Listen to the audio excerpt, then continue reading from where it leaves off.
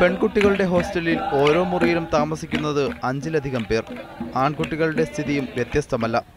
ഇരു ഹോസ്റ്റലുകൾക്കും മെസ് സൗകര്യമില്ല. മാലിന്യ സംസ്കരണത്തിനോ ക്യാമ്പസിന്റെ ശുചീകരണത്തിനോ ഒരു പദ്ധതിയും നടപ്പാക്കുന്നുമില്ല.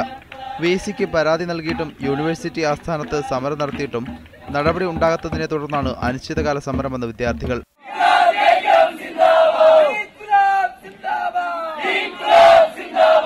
ഹോസ്റ്റലിന് ചുറ്റും കാടുകളും അതേപോലെയുള്ള സംഭവങ്ങളാണ്.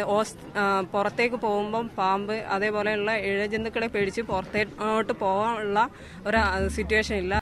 സ്കൂൾ ഓഫ് ഡ്രാമയെ പൂർണ്ണമായും അവഗണിക്കുന്ന നിലപാടാണ് യൂണിവേഴ്സിറ്റിയുടേതെന്നും വിദ്യാർത്ഥികൾ കുറ്റപ്പെടുത്തി.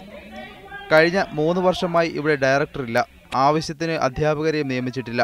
തിയേറ്റർ നവീകരണമടക്കമുള്ള പഠന സൗകര്യങ്ങൾ കൂട്ടുന്നതിലും യൂണിവേഴ്സിറ്റി അലംഭാവം തുടരുകയാണെന്ന് വിദ്യാർത്ഥികൾ ആരോപിക്കുന്നു. മീഡിയ 1 തൃശൂർ.